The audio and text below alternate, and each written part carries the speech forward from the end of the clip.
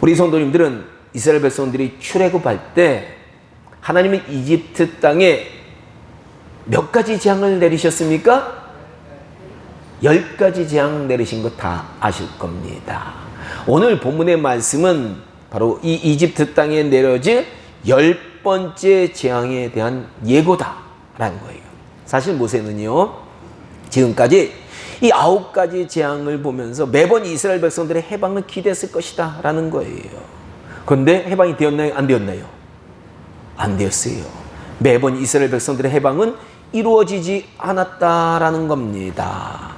그러니 하나님의 명령을 받고 바로에게 나가서 재앙을 선포한 모세였지만 그 마음에는 어떻게 보면 좌절감과 실망감이 컸을 것이다 라고 우리가 추측할 수 있어요. 특히 이 9번째 재앙이 내려졌을 때는 이집트 왕인 바로가요, 모세에게 야, 다시는 내 앞에 나오면 너 죽이겠다 라고 이렇게 위협까지 했다라는 겁니다.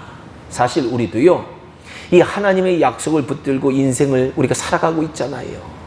그렇죠? 내가 너와 함께 하겠다, 내가 너에게 복 주겠다, 이 약속을 붙들고 우리가 인생을 살아가고 있는데, 이렇게 살다가 목표를 성취하지 못하거나 기대한 만큼 인생의 성과를 거두지 못할 때 한없는 낙심이 찾아오는 경우가 종종 있다라는 거예요. 그러나 성경은 그 어디에도 하나님의 자녀들이 인생을 살아가면서 너 낙심해라, 너 실망해라, 너 좌절해라, 그런 말씀이 전혀 없다는 거예요. 그래서 오늘 우리는요, 우리 신앙인들이 인생의 여정에서 낙심하지 말아야 되는 이유가 무엇 때문인가, 이 본문의 말씀을 통해서 그 이유들에 대해서 한 3가지 정도 우리가 살펴보려고 합니다. 그 첫째 이유는요, 하나님은 우리의 기대와는 달리 우리 인생에서 그분의 약속과 축복을 이루시는 하나님의 때가 있기에 낙심하지 말아야 된다라는 거예요. 보통 우리가 낙심하는 이유가 뭐냐면요, 내가 원하는 때 하나님이 내가 원하는 거 안 주기 때문에, 축복을 안 주기 때문에 낙심한다라는 거예요. 출애굽기 3장 20절에서 하나님은 모세에게 다음같이 약속하셨습니다. 내가 내 손을 들어 애굽 중에 여러 가지 이적으로 그 나라를 친 후에야 그가 너희를 보내리라. 너희가 갈 때 빈손으로 가지 아니하리니 여인마다 그 이웃 사람과 및 자기 집에 우거하는 자에게 은 패물과 금 패물과 의복을 구하여 너희 자녀를 꾸미라. 너희가 애굽 사람의 물품을 취하리라. 아멘. 모세는 하나님께서 하신 이 약속을 믿고 위험을 무릅쓰고 바로에게 나갔습니다. 그런데 문제는요, 9번이나 재앙이 내렸는데도 애굽 사람들이 하나님의 말씀처럼 이스라엘 백성들에게 재물도 안 주고요, 아니 보내주지도 않는 겁니다. 오히려 모세는 죽음을 당할 처지가 되었다라는 거예요. 이렇게 되면 모세는 실망하고 낙심할 수 있었을 것이다 라는 거예요. 그런데 하나님은요, 오늘 본문 1절에 보니까 10번째 재앙을 내리기 전에 모세에게 다시 임하셔서 이렇게 말씀하시는 거예요. 내가 이제 한 가지 재앙을 내린 후에야 너희를 여기서 내보내리라. 우리는 이 한 가지 재앙이 10번째 재앙이죠. 이 10번째 재앙을 보면서 우리 삶에 지금 당장 하나님의 축복과 약속이 이루어지지 않는다고 낙심하지 말아야 된다라는 것을 깨닫게 된다라는 거예요. 교회를 나와서 열심히 기도하고 신앙생활을 열심히 했는데 계속 어려움이 다가오고 힘든 일이 다가온다고 낙심할 것이 아니다라는 겁니다. 오늘 본문에서 하나님께서 말씀하신 대로 사실 마지막 한 가지가 더 남아있을 수 있다라는 것 여러분들 명심해야 돼요. 한 일본의 실직자가요, 실직을 해가지고 무엇을 할까 할 게 없으니까 봄 설계사 생활을 하기 시작했다라고 합니다. 그런데 열심히 이곳저곳을 뛰어다니지만 실적이 없는 거예요. 열흘이 지나고 한 달이 지나고 연말이 다 되었는데도 실적이 없는 거예요. 그래서 실망한 그는 결국 이거 안 되겠다, 다른 일이나 찾아봐야 되겠다라고 포기한 마음을 가지게 됩니다. 근데 그 옆에 있었던 이 아내가, 이 아내의 역할, 이 주변에 있는 사람들의 역할이 참 중요한데 이렇게 얘기를 합니다. 여보, 당신의 이력서에 한 건의 실적도 올리지 못했다는 기록이 남게 된다면 너무 안타깝잖아요. 그러지 말고요. 한 건이라도 좋으니 한 번만 더 시도해 보자고요. 이렇게 얘기한 거예요. 그래, 얘기 들어보니까 맞네. 한 건이라도 하고 그만둬야지. 이런 생각이 든 거예요. 이 아내의 간절한 부탁에 그는요, 그의 말까지 최선을 다해보겠다고 작정하고 힘을 내어서 예전에 여러 집을 다녔는데 그 집 중에 한 곳을 가서 문을 두드립니다. 그러자 주인이 문을 활짝 열고 반갑게 맞으면서요, 아니 마침 당신이 한 번만 더 오면 우리가 보험 가입해 주자고 아내와 상의하던 중이었습니다 라고 환대를 해주는 거예요. 그리고 이 주인은 보험에 가입한 뒤 참 어려운 모습을 알고는 포기하지 마세요 라고 그를 격려해 주었습니다. 여기서 살짝 힘을 받았어요. 그래가지고 열심히 일했는데 역사가 일어난 거예요. 그래가지고 이 사람이 보험의 왕이 된 거예요. 보험 설계에 아주 유명한 왕이 되어서 재산까지 많이 모으게 됩니다. 그가 바로 과거 일본에서 유명한 보험의 왕 이치무라 기도시라고 합니다. 이치무라 기도시. 그렇죠?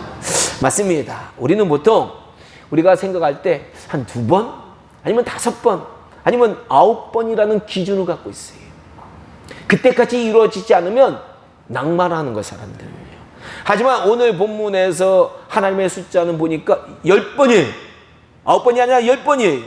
이 말은 하나님의 때가 있다라는 그런 뜻입니다. 우리 인생에서 하나님께서 역사하실 때가 있다라는 거예요. 오늘 본문 2절에 보면 하나님께서 모세에게 이스라엘 백성들에게 말해서 각기 이웃들에게 은금 패물을 구하게 하라. 드디어 이렇게 말씀하신 거예요. 아마 모세는 이 하나님의 명령을 받으면서 이스라엘 백성들이 이 하나님의 말씀을 들으면 황당해할 것이다 라는 생각을 했을지도 모릅니다. 아니 지금까지 9번의 재앙에도 끄떡없었던 바로가 아니 설마 자신들을 놓아주리라고 이스라엘 백성들은 믿지 않았을 것이다 라는 거예요. 9번이나 했는데 안 들어줬는데 뭐 10번째 들어주겠어, 이런 생각을 하고 있었을 거예요. 하지만 오늘 본문 3절에 보니까 이렇게 기록되어 있어요. 여호와께서 그 백성으로 애굽 사람의 은혜를 받게 하셨고 또 그 사람 모세는 애굽에서 바로의 신하와 백성들에게 아주 위대하게 보였더라. 맞습니다. 하나님은 바로 이때를 기다리셨다라는 거예요. 지금까지 이스라엘 백성들은 이집트 사람들에게 짐승처럼 취급당해서 아주 하찮은 노예였어요. 그런데 애굽 사람들이 9번째 재앙 끝에는 모세와 이스라엘 사람들을 아주 위대하게 보기 시작했다라는 겁니다. 이제 이집트 사람들은 바로보다 모세를 더 무서워하기 시작했고요. 바로의 권위보다 모세의 권위가 더 크게 보이기 시작했다라는 겁니다. 결국 애굽 사람들은 때가 되니까 하나님의 말씀처럼 이스라엘 사람들에게 은금, 배물과 의복과 많은 제사를 마구 내주기 시작했다라는 거예요. 이 사실을 이제 10번째 재앙 후에 저렇게 12장 35절과 36절에서 이렇게 기록하고 있습니다. 이스라엘 자손이 모세의 말대로 하여, 아니 설마 이렇게 생각했는데 그래도 얘기하니까 들어보자 해가지고 모세의 말대로 들었어요. 애굽 사람들에게 은금, 패물과 의복을 구하매, 보세요, 구해야 돼요. 하나님의 말씀을 믿고 우리가 행해야 돼요. 구하니까 여호와께서 애굽 사람에게 이스라엘 백성의 은혜를 입히게 하사 그들이 구하는 대로 주게 하심으로 그들이 애굽 사람의 물품을 취하였더라. 아멘. 야, 구하는 게 참 중요해요. 그렇죠? 하나님이 이렇게 명령했는데도 만약에 안 구했으면 못 얻는 거예요, 여러분. 저 행복도 구해야 되는 거고요, 축복도 구해야 되는 거고요, 구원도 구해야 되는 거예요, 치료함도 구해야 되는 거예요. 맞습니다. 우리는 하나님의 약속을 붙들고 신앙생활 할 때 기대한 만큼 빨리 이루어지지 않는다고 낙심하지 말아야 된다는 거예요. 하나님의 약속은 반드시 이루어집니다. 하나님은 분명히 하나님의 자녀들 축복해 주세요. 단지 하나님은요, 우리에게 축복하실 때를 기다리고 있는 것 뿐이에요. 왜? 우리에게 너무 빨리 축복해 주면 교만해져요. 잘못돼요. 그러니까 많은 어려움을 겪고 난 후에, 인내의 이 마음이 생긴 후에 하나님이 주신다니까요. 혹시 하나님의 축복이 늦어진다고 낙심하신 분들 계십니까? 그런 분들은요, 갈라디아서 6장 9절의 말씀을 꼭 기억하세요. 우리가 선을 행하되 낙심하지 말지니 피곤하지 아니하면 때가 이름에 거두리라. 아멘. 피곤해지면 안 돼요. 저 힘내야 돼요. 때가 이르면 반드시 거둔다는 믿음을 갖고 여러분 인생을 살아나가야 된다라는 겁니다. 둘째로요, 하나님의 약속은 내 능력이 부족해도요, 하나님이 이루시기 때문에 그 약속을 굳게 붙들고 낙심하지 말아야 된다라는 거예요. 사람은 자신의 능력 때문에 목표를 이루지 못할 때 주로 낙심합니다. 나는 할 수 없구나, 나는 별 수 없구나 라고 생각하고 포기한다는 거예요.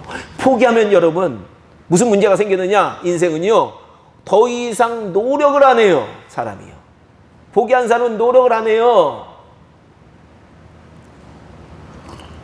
모세도 9번에 걸쳐 시도했는데도 이스라엘 백성들 해방시킬 수 없으니 얼마나 낙심되겠습니까? 이때 자신의 무능력을 보았을 수도 있다라는 겁니다. 하나님이 9가지 기적이나 베풀어 주셨는데, 아니 나는 왜 이렇게 무능력해, 이스라엘 백성들을 해방도 못 시키는구나 라고 자책했을 수도 있다라는 거예요.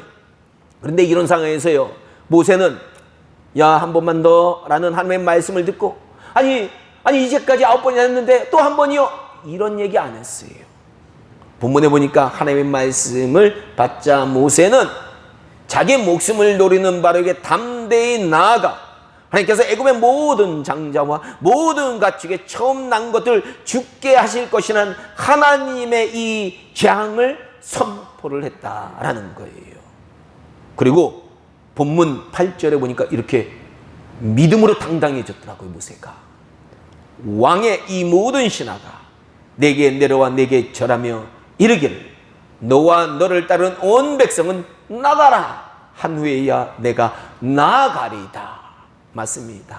모세는요, 자신은 무능하지만 하나님이 함께 하시면 애굽의 모든 사람이 자신에게 굴복하는 능력의 사람으로 만들어 주실 수 있다라는 것을 그는 믿었다라는 거예요. 야, 이 믿음이 참 중요하거든요. 믿음을 가져야 돼. 믿음.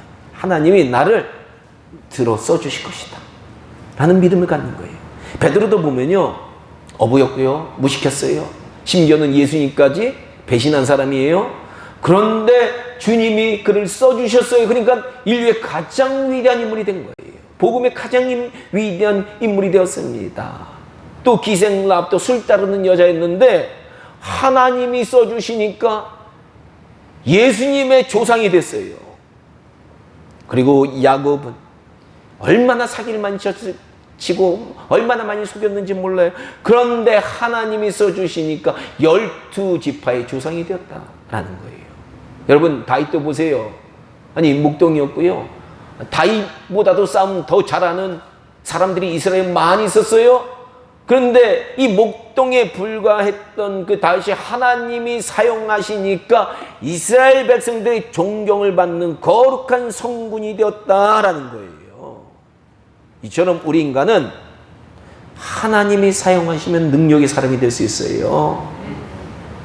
그러므로 우리 성도님들은 야, 내 능력이 없다, 부족하다, 이런 것 때문에 낙심하지 마세요. 나는 부족해도 하나님의 손에 붙잡혀 쓰임받게 되면 위대한 사람으로 우리는 변할 수 있다라는 겁니다.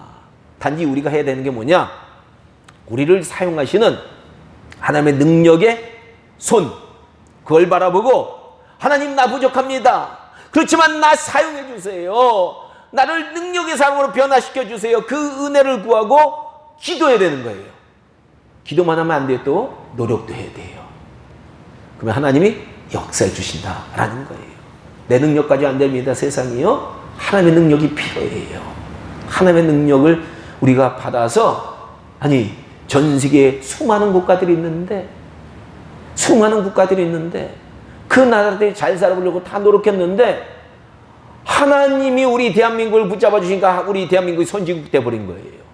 세상에서 가장 가난한 나라가 선진국이 된 이유가 하나님이 우리를 능력의 사람으로 바꿔주셨다라는 겁니다. 하나님이 사용하셔야 돼요. 우리 인생 다 하나님이 사용하셔야 돼요. 셋째로, 하나님의 약속은 하나님의 방법대로 이루어지기 때문에 우리는 낙심하지 말아야 된다라는 거예요. 우리가 하나님의 약속을 붙들고 일하다가 때때로 낙심하는 또 다른 이유가 뭐냐 하면은 내 방법대로 내가 원하는 대로 이루어지지 않기 때문에 낙심하더라고, 사람은요. 구약의 요나 선지자도 보니까요, 자신의 조국의 적대 국가인 니느웨가 회개하는 거 원치 않았어요. 요나가 원한 건 뭐냐면 우리의 원수인 저 니느웨가, 아수르가 멸망하기를 원했다라는 겁니다. 근데 하나님은요, 니느웨 사람들을 회개시키셨어요. 그리고 그들에게 심판을 거둬두셨다. 자, 그러자 요나는 낙심이 되어서요, 박농굴 밑에서 하나님께 내 생명 거둬달라고 한탄을 하기 시작합니다. 아니, 왜 그럽니까? 왜 한탄한 거예요? 하나님의 방법이 자신의 방법과 다르다는 거예요. 하나님의 방법이 자신의 방법과 다르니까 한탄을 하는 거예요, 우리 인간들은요. 아마 모세도요, 9번의 재앙에도 변하지 않는 바로를 보면서 당장 출애굽을 이루시지 않는 이 하나님의 방법에 불만이 있을 수 있었습니다. 그런데 본문 9절에 보니까 하나님은 이 10번째 재앙의 경고에도 바로가 모세의 말을 듣지 않겠다라고 얘기하는 거예요. 얼마나 충격입니까? 아니, 이번에는 들으라고 생각했는데 안 듣겠다라는 거예요. 또 10절에 보면 하나님께서는 9번의 재앙까지 바로의 마음이 강팍하도록 내버려 두셨다, 이런 얘기를 하고 계세요. 즉, 이게 무슨 얘기냐 하면 지금까지 했던 게 하나님의 방법이라는 거예요. 우리 같으면 속 시원하게 한 방으로 바로를 넉다운 시키고 이스라엘 백성도 구원해 줬으면 좋겠는데 하나님의 방법은 우리와 달라서, 아니, 이스라엘 백성도 구원하는 데까지 6개월 이상 질질질질 끌었다는 거예요. 왜 그러셨을까요? 그 이유는 출애굽기 9장 16절에 나온다라는 거예요. 내가 너를 세웠으면, 모세를 세웠으면 나의 능력을 너에게 보이고 내 이름이 온 천하에 전파되게 하려 함이니라. 아멘. 그렇습니다. 당시 천하를 호령했던 이집트가 하나님께 여러 차례 징계를 받는 모습을 통해서 온 세상에 하나님의 능력을 보여주시고 하나님의 어떤 분인지 알려주시겠다는 그런 말씀이라는 거예요. 쉽게 말하면요, 한 번에 이스라엘 백성들을 이집트에서 구원해내면 하나님께서 그들 구원해내신 이 놀라운 사실에 대해서 당시 전 세계가 그렇게 크게 관심을 가지지 않을 것이다 라는 겁니다. 그러나 하나님께서요, 한 번 재앙, 두 번째, 세 번째, 네 번째, 다섯 번째, 이렇게 여러 차례 점점 재앙의 강도를 높여가니까 이 당시 전 세계 이 사건이 뉴스거리가 된 거예요. 아니, 저 거대한 제국 이집트에 하나님이라는 여호와 하나님을 한 분이 재앙을 내렸는데 계속 재앙이 오네. 모세의 말도 계속 재앙이 또 오고 또 오네 하면서 사람들이 거기에 관심이 집중되었다라는 거예요. 그래서 전 세계에 관심거리가 된 겁니다. 그래서요, 이걸 우리가 전 세계 관심거리가 되었다는 걸 우리가 어떻게 아느냐? 이제 수십 년 후에 여호수아 장군이 가나안 땅에 이스라엘 백성들이 이끌고 들어가잖아요. 근데 이때 수십 년이 지났는데도 가나안 사람들이 이집트에 수많은 재앙을 내시고 홍해까지 가르신 이 여호와 하나님의 백성인 이스라엘 백성들이 온다는 그 소식에 그 소문 들었잖아요. 간담이 녹았다. 이렇게 기생 라합이 여호수아서 2장 9절에서 말하고 있을 정도예요. 그러니까 수십 년이 지났는데도 그 하나님의 놀라운 계속적인 역사를 보고 사람들이 하나님을 깨달은 거예요. 그래서 그것 때문에 기생 라합도 구원받은 거 아니에요. 이 하나님의 소문을 듣고 구원받은 겁니다. 바로 하나님은요, 하나님의 방법을 통해서 출애굽기 9장 16절에서 모세에게 말씀하신 대로 하나님의 이름이 온 천하에 전파되게 하셨다라는 겁니다. 그렇습니다. 우리는요, 이 하나님의 방법을 보면서 이 하나님의 방법은 다르구나 라는 것을 깨달아야 돼요. 결코 어떤 일이든지 내 방법대로 이루어지지 않는다고 우리는 낙심할 필요가 없구나 라는 걸 여러분들 깨달으셔야 돼요. 하나님은 우리의 방법보다 하나님의 방법을 통해서 세상에 하나님의 위대하심을 드러내는 것을 우리는 알아야 된다라는 겁니다. 그러니 우리 성민교회 성도님들은요, 당장 내 삶이 내 방법대로 잘 이루어지지 않는다고 낙담하거나 실망 절대 하지 마시기 바랍니다. 하나님은 반드시 하나님의 방법으로 우리 삶을 통해서 하나님께서 직접 영광을 받으신다라는 사실을 우리는 꼭 기억하시기 바랍니다. 이제 말씀을 우리가 정리하겠습니다. 우리 인생에 살면서 우리가 원하는 대로 모든 일이 이루어지지 않는다고 낙담하거나 실망하면 안 돼요. 그 첫째 이유가 뭐냐? 우리는 우리의 기대와 달리 하나님의 때에 우리의 삶이 이루어지기 때문이다 라는 거예요. 그리고 둘째 이유는요, 우리의 능력이 부족해도 하나님께서는 하나님의 능력으로 우리의 삶을 이루어 가시기 때문이다 라는 겁니다. 그리고 마지막 세 번째는 우리의 삶은 우리의 방법보다는요, 하나님의 방법대로 하나님께서 우리에게 축복해 주신다는 거예요. 내 생각에는 이렇게 내 방법대로 축복해 주면 좋을 것 같은데 하나님은 전혀 다른 방법으로 우리를 축복해 주신다라는 것 여러분들 아시기 바랍니다. 그러므로 우리 성민교회 성도님들께서는요, 우리의 때, 우리의 능력, 우리의 방법 때문에 우리가 낭망하는 것이 아니라 하나님의 때, 언제가 하나님의 때인가 이걸 봐야 돼요. 또 하나님의 능력, 전능하신 하나님의 능력을 바라봐야 돼요. 또 하나님의 방법을 늘 바라보시면서 우리 인생을 하나님의 도움을 받아서요, 이걸 받아보면요 실망할 게 없거든요. 하나님 때가 있겠구나, 그죠?